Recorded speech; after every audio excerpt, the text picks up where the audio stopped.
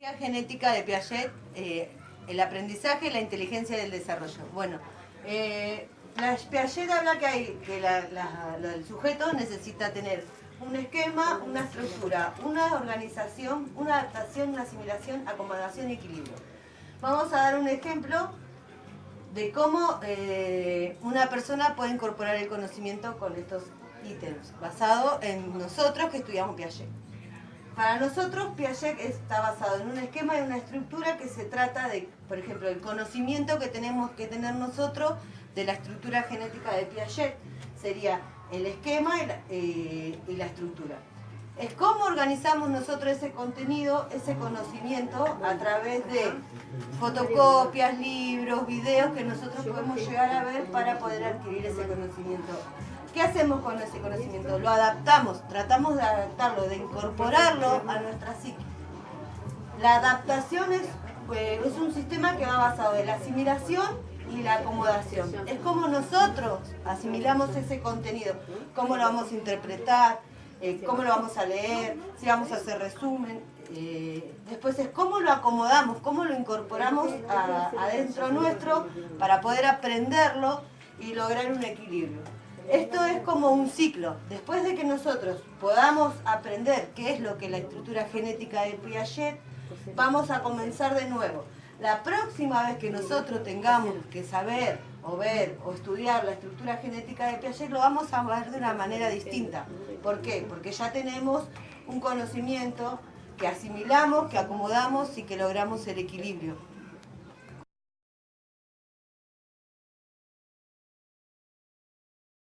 Acá tenemos un pequeño gráfico que es un esquema que vamos a mostrar cómo el chico tiene una habilidad constructiva a través del desarrollo, que es el sujeto que asimila una construcción con los objetos e interactúa el objeto con la realidad. O sea, el chico, sin conocer, sin tener este conocimiento, él va a pensar que tiene tres formas distintas. A incorporar conocimiento, vas a ver que tiene un rombo, un cuadrado y distintas formas. O sea, es como un ejemplo del que vimos recién de Piaget. La adaptación activa las capacidades heredadas, que la adapta, lo asimila, se modifica y lo acomoda. Corta.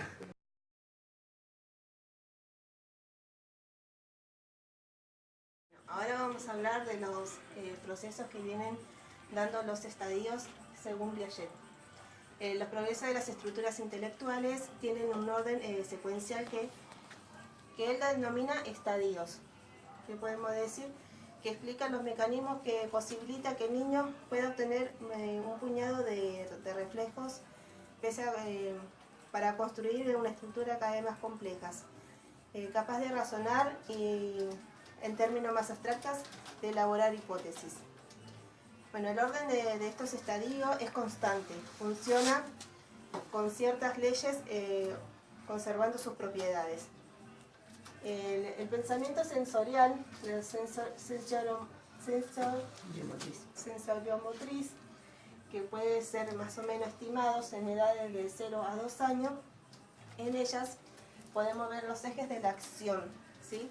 Se divide en etapas que observan logros sucesivos, la interacción con los objetos que van coordinando y van formando cosas más complejas.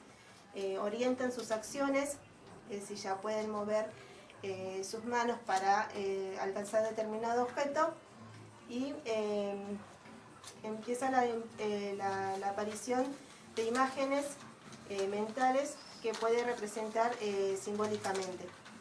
¿Sí? Después tenemos el periodo de representacional, que va a abarcar de los 2 a los 7 años aproximadamente. Construye imágenes mentales, juegos más simbólicos, el pensamiento del niño tiene más características, se ponen más curiosos y pudiendo tener, a esto pueden tener contradicciones. Es decir, que puede pensar de una manera, pero la realidad es otra. El egocentrismo intelectual, que solamente ellos incorporan una imagen y se ponen en ese punto a la cual no le dan lugar a otro para que le den otro punto de vista. Bueno, el pensamiento animista otorga físicas, interacciones y sentimientos sobre el objeto físico. También vamos a operar el pensamiento de operaciones concretas, que puede abarcar de los 7 a los 12 años. Bueno, en este se puede operar lógicamente apoyando los objetos del entorno. Su aparición, bueno, se da a partir de diferentes edades. Presentan cambios a reemplazar acciones reales por las acciones virtuales, siempre apoyándose en objetos más concretos. Después tenemos las operaciones concretas. Las operaciones formales, que es a partir de los 12 años en adelante aproximadamente. Su aparición con capacidad de abstracción. El sujeto puede razonar a través de hipótesis y el pensamiento va otorgando cobra más su libertad de pensamiento. Con respecto al mundo real, pueden evaluar el máximo las combinaciones posibles de una situación. Es decir, pueden desarrollar y dar más soluciones a situaciones reales. Bueno, hasta acá. El niño.